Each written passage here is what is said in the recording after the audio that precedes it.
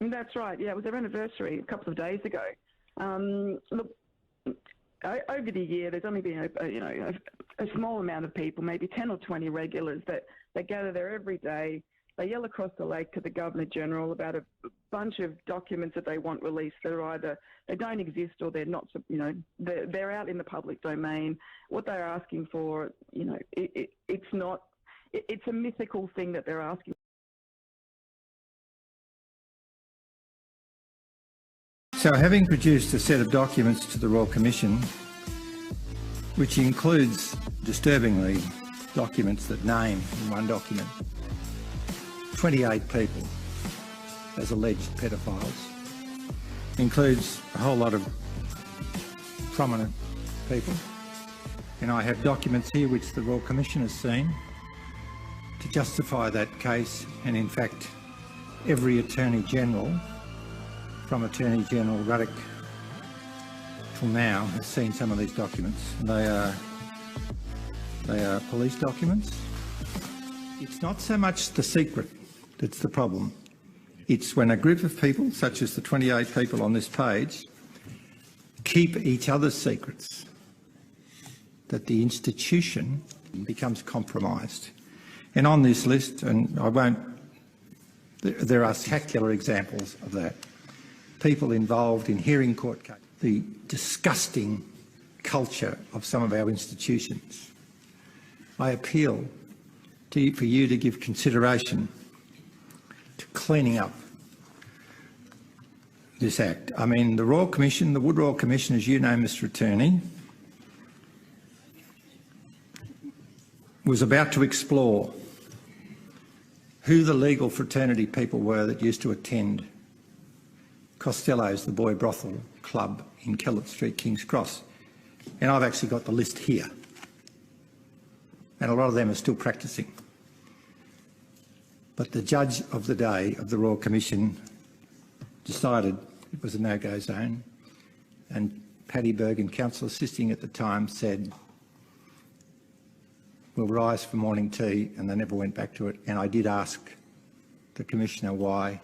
He said he'd deny it if ever I mention it. I think it's time to mention it in view of the good work of the Royal Commission. He said, we've decided not to revisit that issue because the public would lose confidence in the judiciary. In 2015, recipient of the Victim Payment Scheme, Fiona Barnett, spoke outside the Royal Commission into institutional responses to child sexual abuse and called on authorities to investigate the alleged pedophile ring, which she still believes is operating. Fiona claimed to have been raped by 2 former Prime Ministers.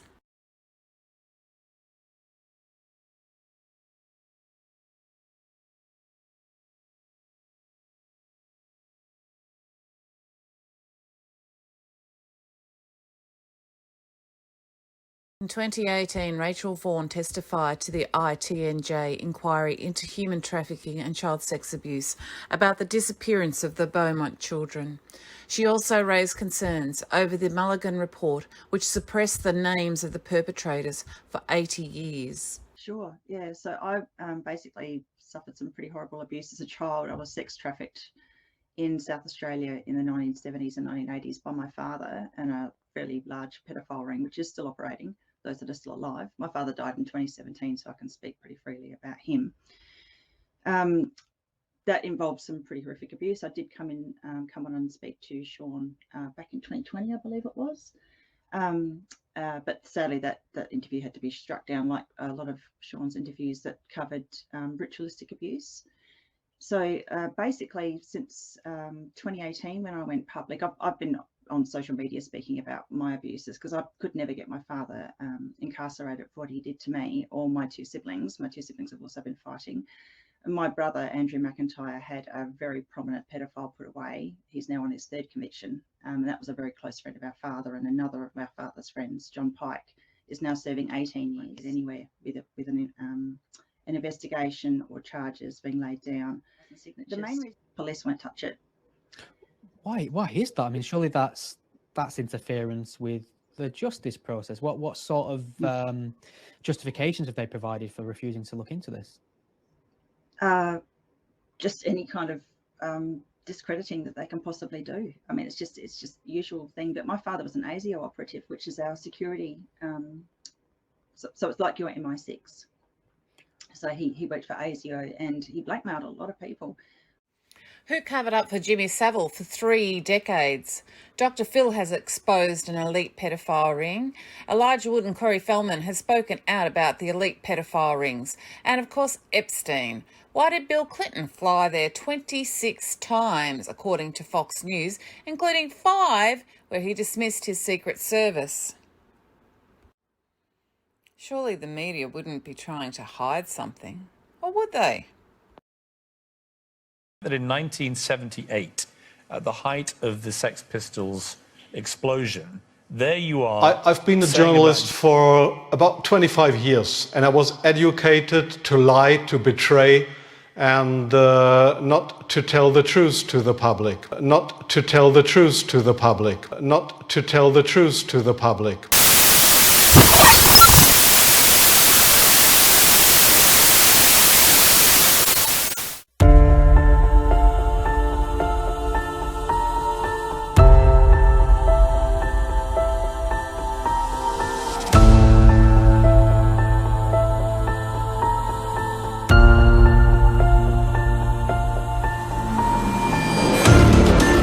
Well, I've been a journalist for about 25 years, and I was educated to lie, to betray, and not to tell the truth to the public.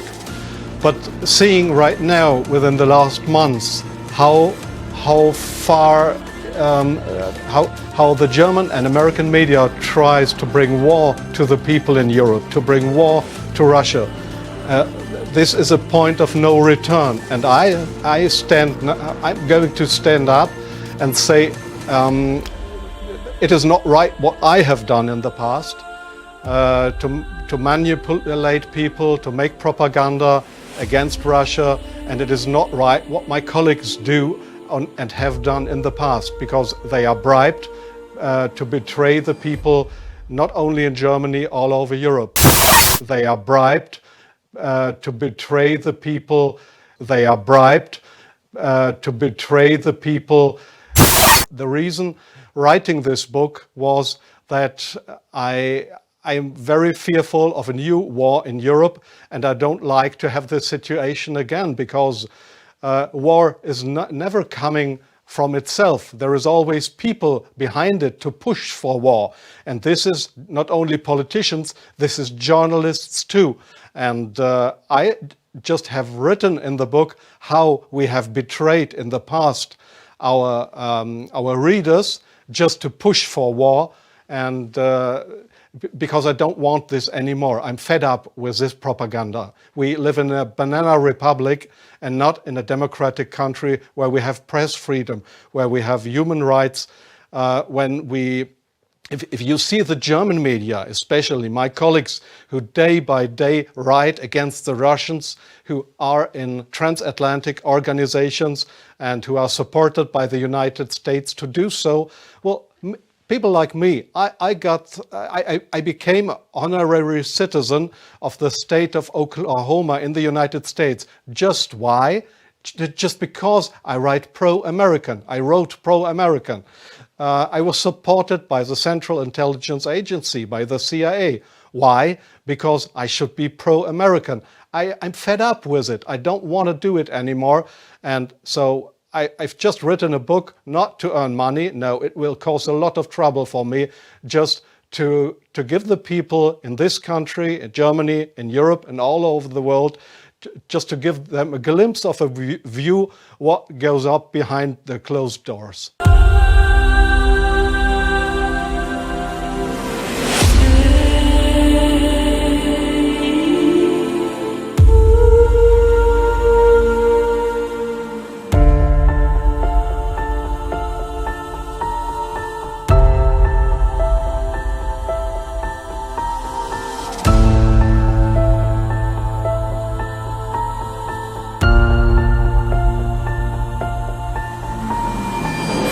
One of the hopeful things that I've discovered is that nearly every war that has started in the past 50 years has been a result of media lies. The media could have stopped it. If they had searched deep enough, if they hadn't reprinted government propaganda, they could have stopped it. But what does that mean?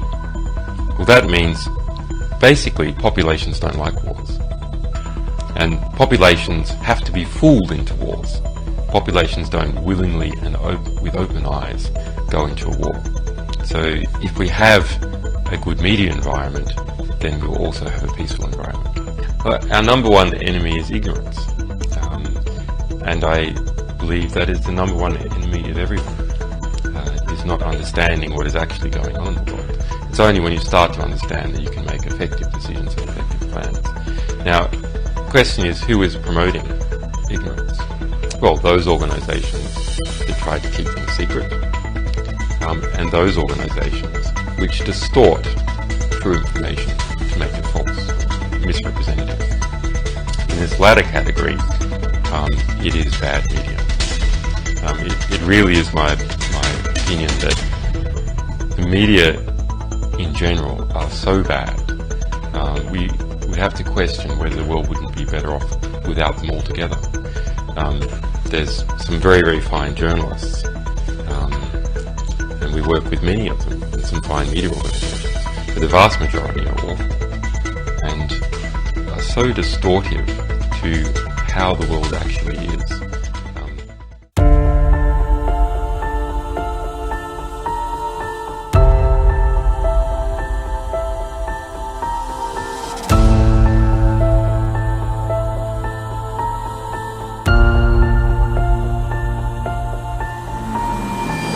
About my experiences being the crisis manager, the flu commissioner for Belgium, and highlighting the communication aspects there.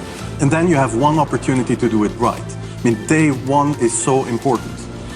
In day one, you start your communication with the press, with the people, and you have to do it right. I mean, you have to go for one voice, one message. In Belgium, they chose to appoint a non-politician to do that. I mean, I have no party affiliations, and that makes things a little bit, at that time at least, a little bit easier, because you're not attacked politically, majority, minority. That doesn't come into play, and that was a huge advantage. The second advantage is that you can play in Brussels the complete naive guy and get a lot more done than you would otherwise be able to do. You can play in Brussels the complete naive guy. You have to be omnipresent that first day or the first days, so that you attract the media attention. You make an agreement with them that you will tell them all, and if they call, you will pick up the phone. When you do that, then you can profit from these early days to get complete corporate coverage of the field, and they're not going to search for alternative voices there. And they're not going to search for alternative voices there. And if you do that, that makes things a lot easier. And then you have to say, okay, well, we will have H1N1 deaths. Of course, that would be unavoidable. I used there Sir Donaldson's quote, where he said that in the UK, by the peak of the epidemic, 40 people would die per day at the end of the summer. So 62 at that time million people in UK, 40 deaths a day. I worked it out for Belgium. That would be 7 deaths a day at the peak of the epidemic. I used that in the media. I used there Sir Donaldson's quote. I used that in the media. 7 Belgian flu deaths per day at the peak of the epidemic would be realistic. That is true in every year, even interpandemically. That is very, very conservative. However, talking about fatalities is important, because when you say that, people say, wow, what do you mean? People die because of influenza? And that was a necessary step to take. And then, of course, a couple of days later, you had the first H1N1 death in the country, and the scene was set and it was already talked about. And then you had to pick who is going to be vaccinated first. And then, well, women and children first, whatever. Well, women and children first, whatever. I mean, risk groups, they were important. And then I misused the fact. And then I misused the fact that the top football soccer clubs in Belgium inappropriately and against all agreements vaccinated they made their soccer players priority people. So I said, I can use that. Because if the population really believes that this vaccine is so desirable that even the soccer players would be dishonest to get their vaccine, I said, okay, I can play with that. So I made a big fuss about this. I can play with that. So I made a big fuss about this. This is Van Ranst is raving mad, but it worked.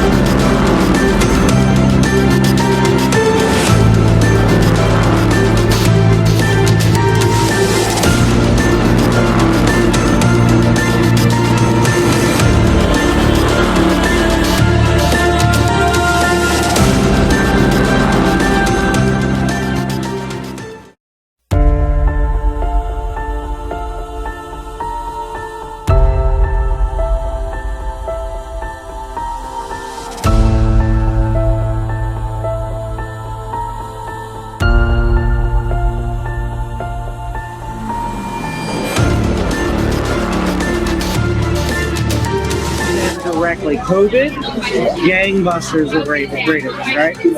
Which is why we constantly have the death toll on the side, which I have a major problem with, that we're tallying how many people die every day. Because I'd even look at it and be like, let's make it higher. Like, why isn't it high enough, today? Like, it would make our point better if it was higher. And I'm like, what am I rallying for? That's a problem. Yeah. We're doing that, like this special red phone ring. Yeah. And they pick it up, and it's like the head of the network being like, there's nothing that you're doing right now that makes me want to stick. Put the numbers back up, because that's the most enticing thing that we had. So put it back up. So like things like that are constantly talked about. There's no such thing as unbiased news. With any reporter on CNN. Okay. What they're actually doing is they're telling the person what to say. It's always like leading them in a direction before they even open their mouth. And the only people that we will have on the air, for the most part, are people that have a proven track record of taking the bait.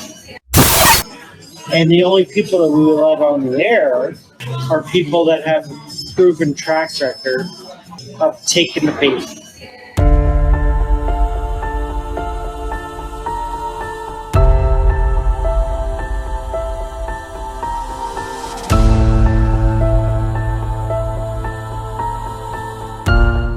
We want to find a way of ramping this up even beyond the end of the lockdown. And I don't know when the lockdown will end. Some people are saying the 16th of April, but when we announced it, I didn't say what year it will end. I just...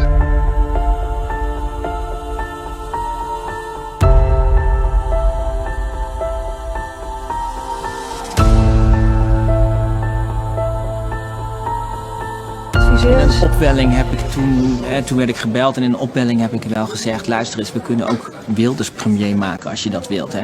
Dus je doet het via ons voortaan. Ja, misschien moet je dit niet onthullen, maar dit is wel een beetje hoe het gaat. Luister eens, we kunnen ook Wilders premier maken als je dat wilt, hè. Dus je doet het via ons voortaan. Ja, misschien moet je dit niet onthullen, maar dit is wel een beetje hoe het gaat.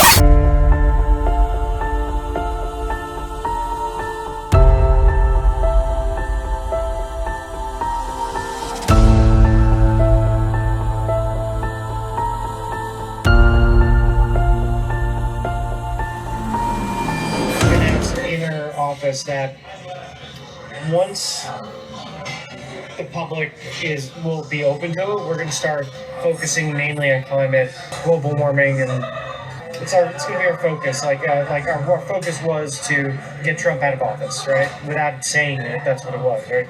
So our next thing is going to be for climate change awareness.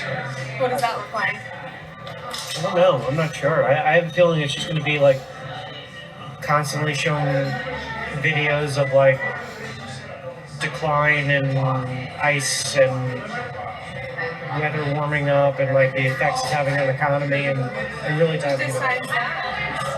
Head of the network, like just. Who's that? Is that Zucker? Zucker, yeah. I imagine that he's got his council and they've all like discussed like where they think. So that's like the next pandemic like story like that will be to death. But that one's got longevity. You know what I mean? It's not like climate is going to take years. So they'll probably be able to milk that for quite a bit. You know? So climate change overload. Be prepared. It's coming. Do you think it's going to be just like a lot of like fear, like climate? Yeah, fear sells. Do you think it's going to be just like a lot of like fear, like climate? Yeah, fear sells.